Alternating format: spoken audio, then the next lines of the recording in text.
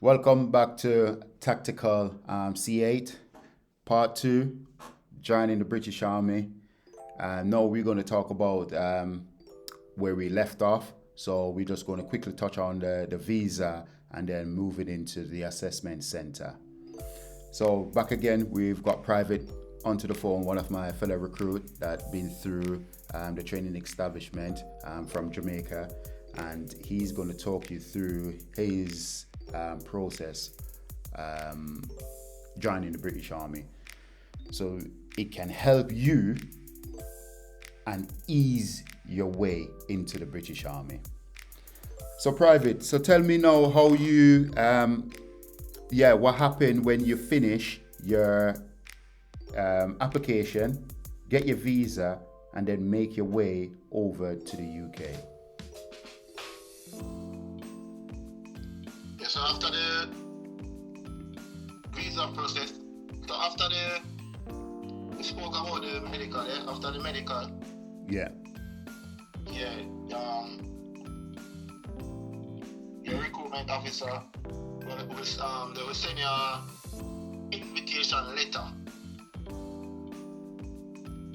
to come to the UK to do an assessment. That invitation letter you're going to use on your visa application when you're submitting your visa application at the British Embassy, and that letter will secure your visa to enter into the UK.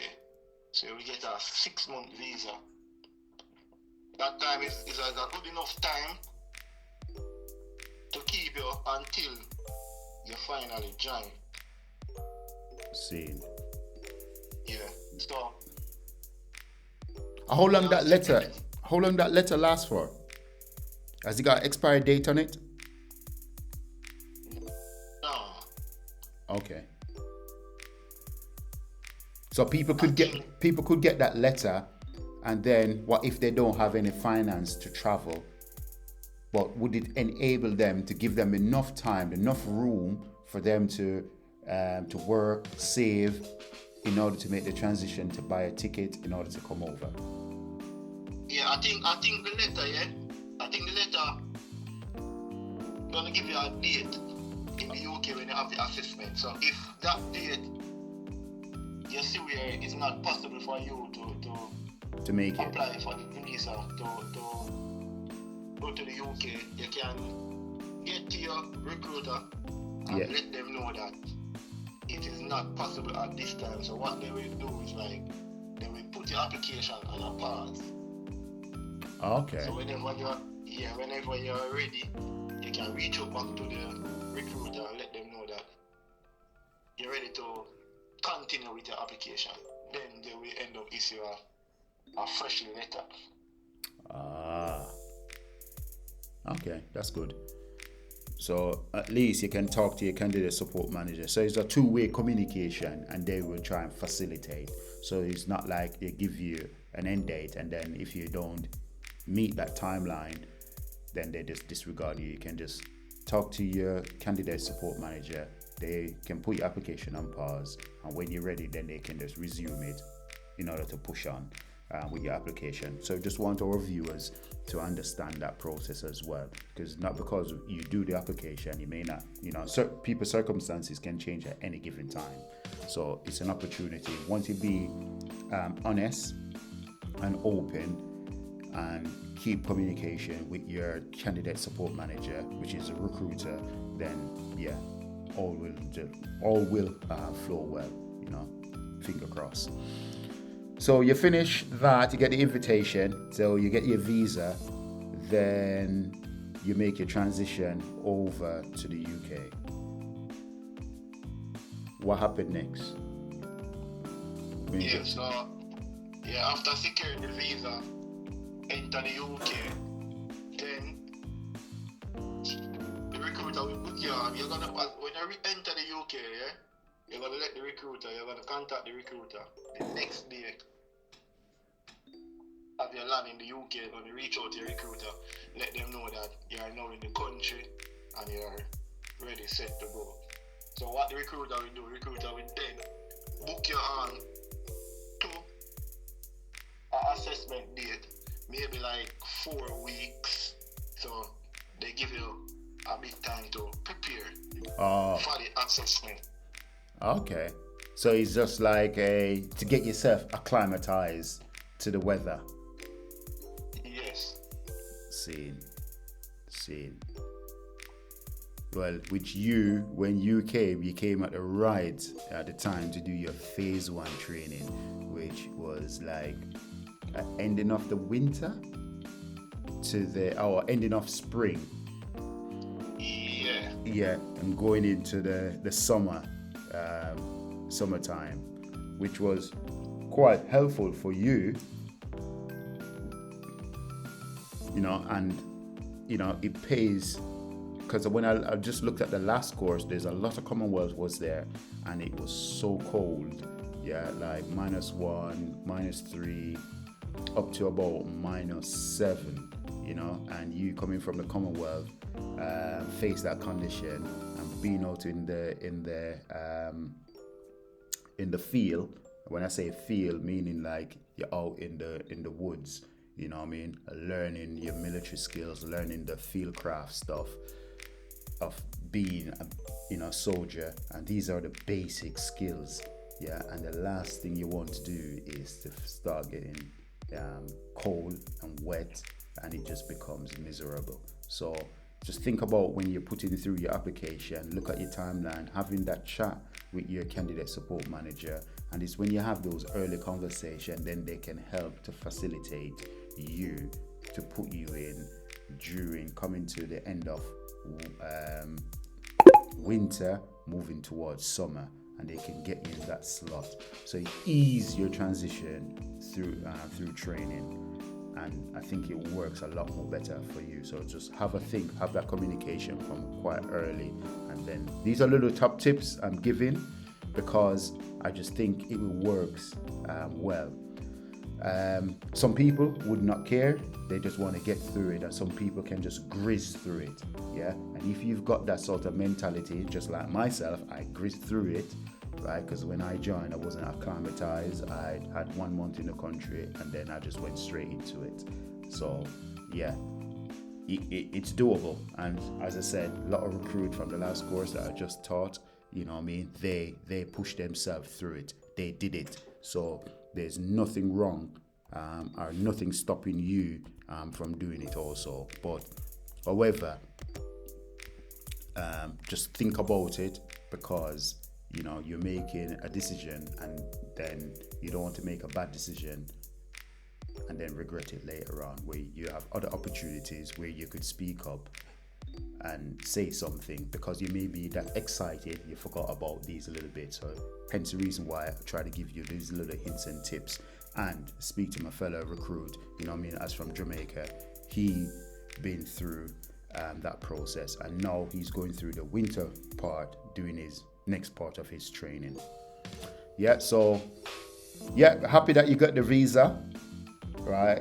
Happy that you're in the country. You get an assessment date. So when you get to the assessment center, right, just talk you through, because these are the little finer details. How did you have to pay for your fare to get onto the train to get to the assessment center? No. So basically, the candidate support manager, you're going to give them your address where you're located in the UK, and then from there they will book a train ticket from the closest train station from your address to the camp wherever you're going to do the assessment. So basically, from in the UK, every time you're traveling, the army will take care of all of those expenses. Okay. Yeah. And then when you get to that camp, then they will provide you with food, accommodation for the duration that you're going to be there for that assessment. Yeah. So basically, the assessment the time that I did my assessment was a 3-day camp. So it lasts for 3 days. So you go like the Monday in the morning and you leave the Wednesday. in the afternoon. Oh. So it's like a 3-day camp And where you do some. just before we go into that bit of the activities that you're going to do on your 3 days assessment, right? Did they send out a letter of the kit and equipment you're going to need for the assessment? Yeah, so basically the candidate support manager will inform you on what to take to the assessment. You know, you're gonna need like a little bit of warm kit and a sneakers to do running, and you know, you're going for a 3-day camp. You know, you're gonna carry like 3 suits of clothes and you know 1 or 2 shorts to sleep in the night to get comfortable yet. Cool. Right. One thing I will say, when you will have time before you get to the assessment center, use those times wisely. You had 4 weeks, as you say. Some people may have longer, some people may have shorter, depending on the rotation, right? But make sure whilst you're putting your application, make sure you get some time on your legs. When I say time on your leg, i.e. you're going out running, do some strength and conditioning in the gym or whatever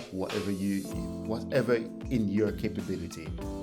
If you don't have the opportunity to go to a gym to do any strength and conditioning straight away, you can use any sort of resources around the house or around your yard, in the sense of, i.e. you can go for your run, you can come back and do your press-ups, sit-ups, pull-ups or heaves, dips.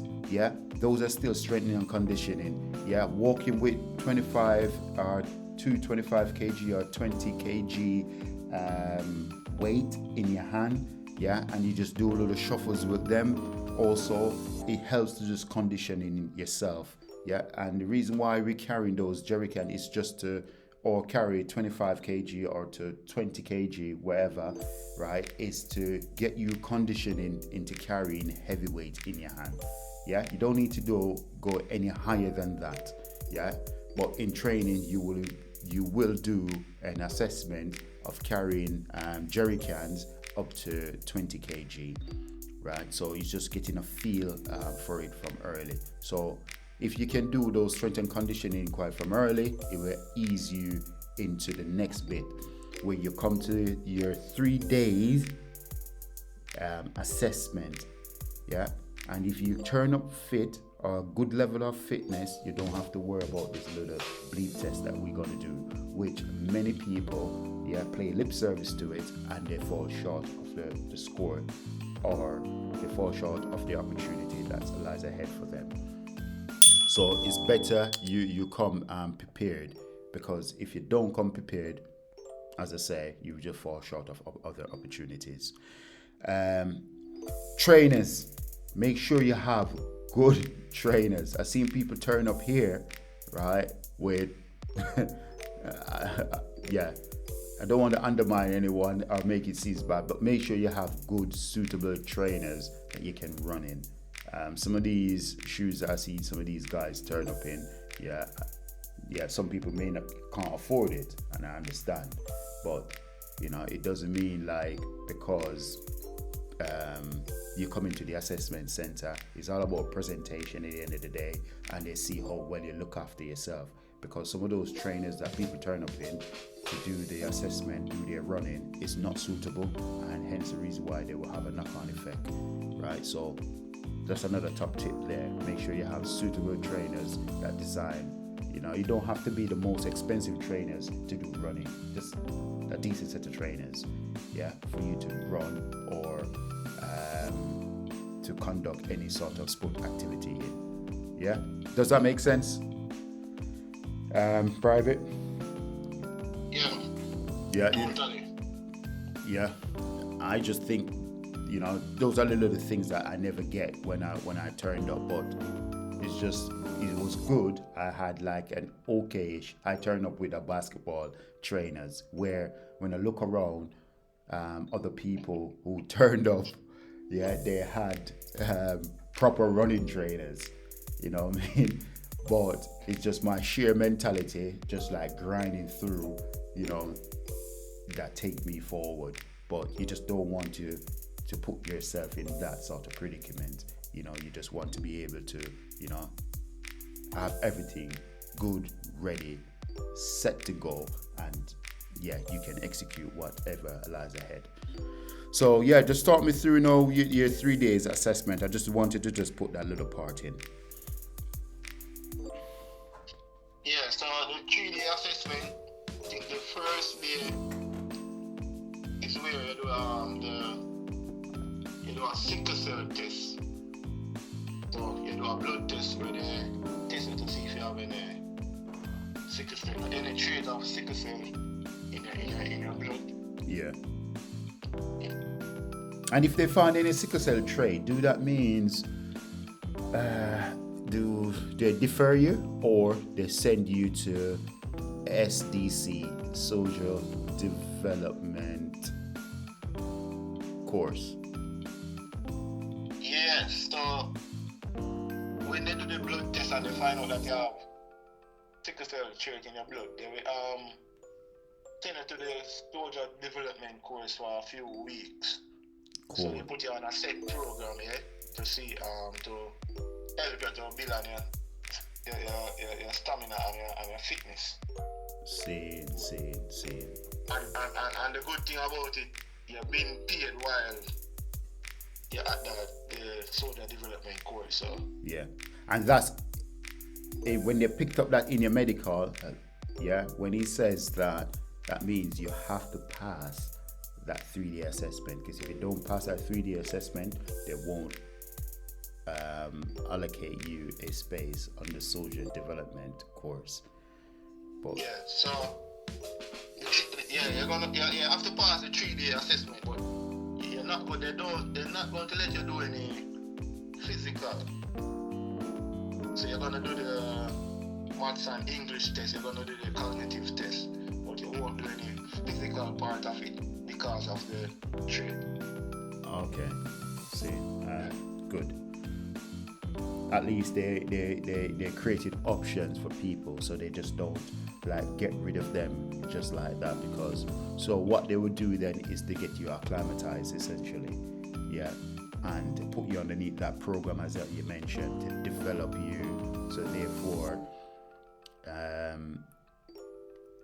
you don't get injured during the process of training. So they help you, yeah, and it's all about you helping yourself by applying whatever they teach you, yeah, if you find yourself in that category.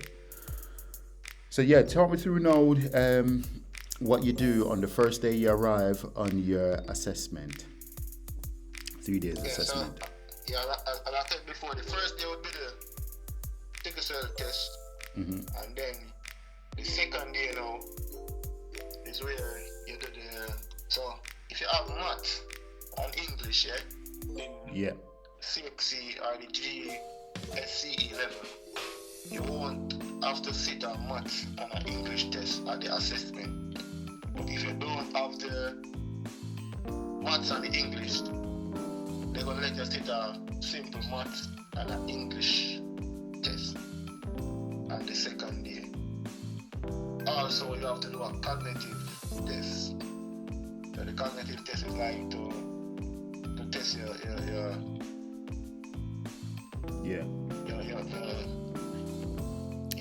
mentality, your ability. It's a mental ability test, the cognitive test. See. And you have to also, it's a pass. I would say it's a pass, but not really a pass. So basically, the cognitive test now, it will, the higher the score you get on the cognitive, it's like it put you in a better position to go to a different part in the army. Yeah, so it's like the higher the score, you will have the opportunity to select a certain type of role. Oh, okay. When they say like you're fit for that role. Yeah, so the higher the score is better for you. Seeing. And that's good. That's good.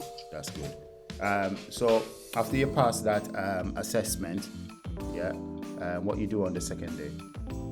So we talk about. So that's the second day where you do the educational part in the second day. Okay. Yeah. So the third day now is where you do the physical part of it.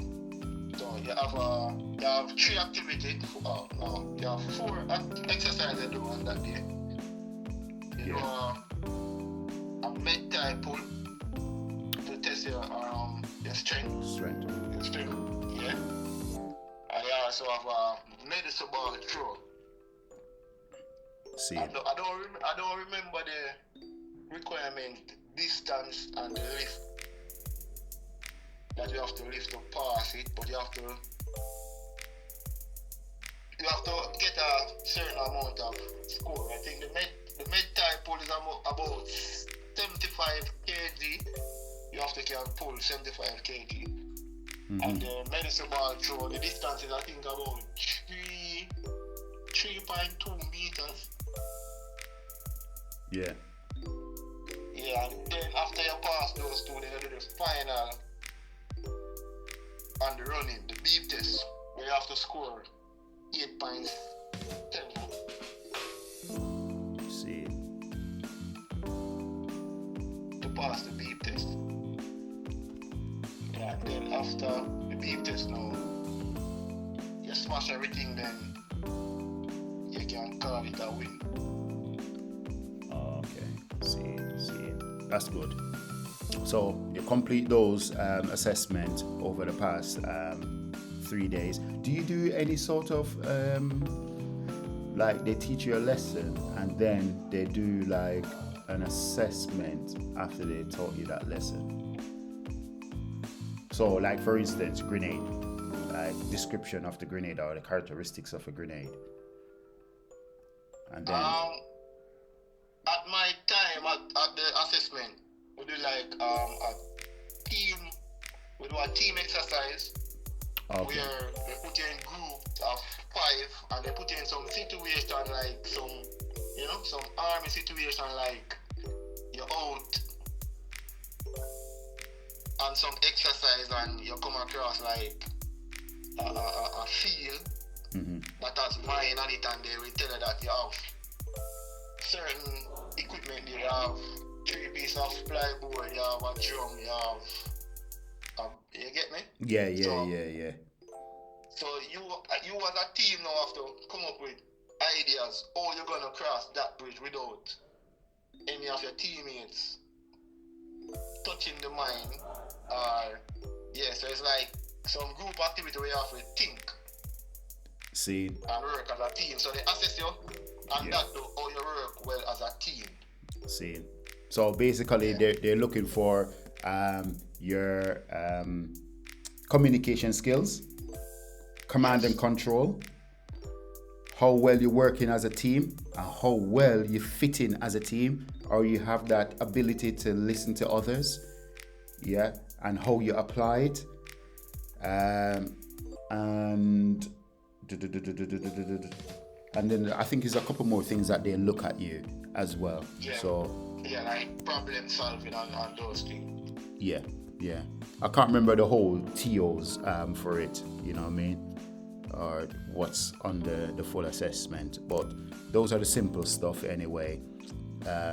If you come with that open mind, you wouldn't have no dramas passing that, at that stage.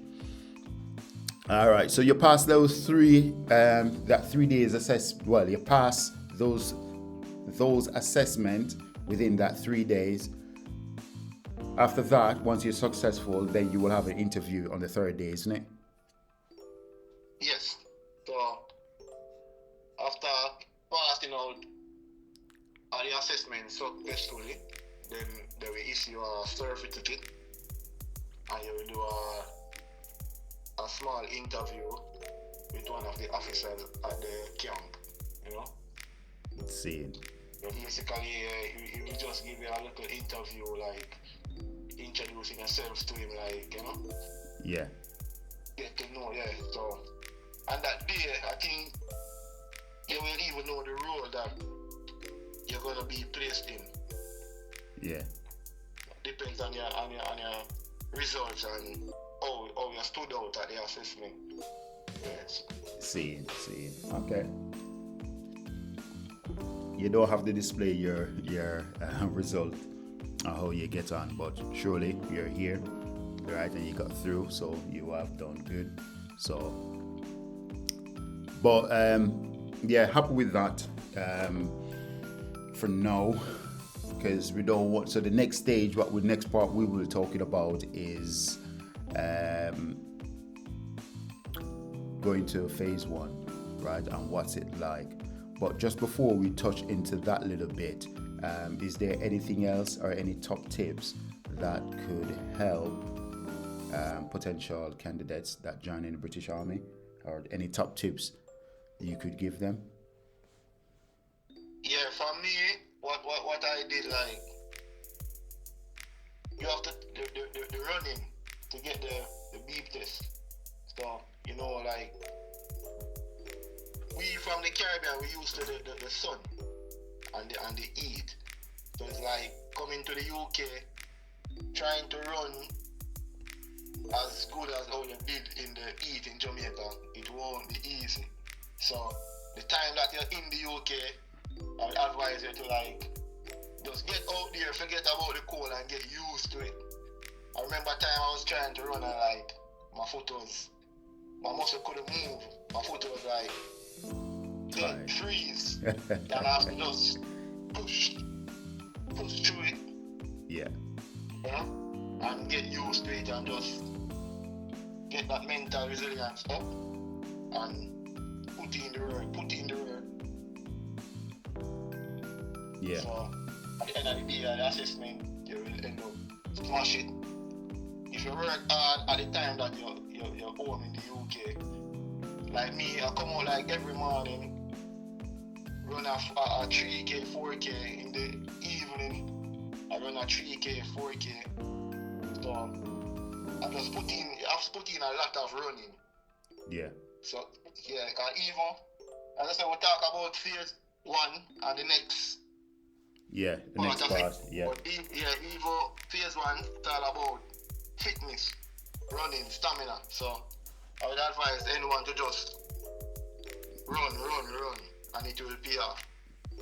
Because that's what, even at the assessment, I can probably say that I was a top performer on my batch. Yeah? Yeah. Salute. Yeah. So, and it did pay it off, isn't it? Yeah. Phase 1, but we're not going to touch on that yet until we go into that part. But yeah, so top tip: make sure, as you said, that make sure you're prepared. That just not only just physically, yeah, mentally as well, yeah, because you will come across a lot of challenging stuff where you need that mental resilience, yeah, and be honest with yourself, you know. You got to be honest with yourself, because if you're not, then you've set yourself up for fail, right? Don't go out there and just, I'm just going through the motion. Yeah, I went for a run, you know what I mean? Because a lot of people on the last course, yeah, a couple of people from St. Vincent, right? I have to just call it out. They say that they paid someone to take them through PT lessons, yeah. So they had like a personal trainer training them, and when they got over here and start going through the training, you could clearly tell that this person never ever run in their life. It stands out a mile, right? And that person was telling me that they were running, right? And it comes to the assessment, and is because of the cap badge that they were joining, yeah, they just scraped it by the edge of their teeth, right? And how did I help that person? So on the day 1, when they turn up, I start advising them to do this, right? Just try to catch up with the other guys and girls. So I just, as what he said, that you gotta go out there, you gotta do it, yeah. And then, you know, at the end of the training, she turned around and told me that she weren't doing any sort of running. It's her first time. Yeah, I said, why do you lie? Because he could tell, and hence the reason why you find yourself in that little category, just almost to get back trooped. And that's not the sort of position you want to put yourself in. Yeah, you want to pass here with, you know what I mean, especially from our background. Yeah, they know that we always set records in this place. Yeah, and in order to maintain that good level and standards, yeah, we've got to help each other by just giving them and be truthful to ourselves, by giving them these little hints and tips and be truthful to ourselves. Yeah, but we'll just hold it there for now. Thanks again. Like, share, and subscribe. Look forward to the next bit. I will talk to private about phase 1 training, transition into phase 2 training. When we're gonna talk about phase 1 training, we're not gonna go into too much details because things has changed, and it's for the best. Some may say it's for the worst, but who knows? But initial training is always going to be initial training, right? It's the basics. You got to learn the basics and get the basic right. Yeah, it may come across in a different way, but you get the same output in order to reach to phase 2.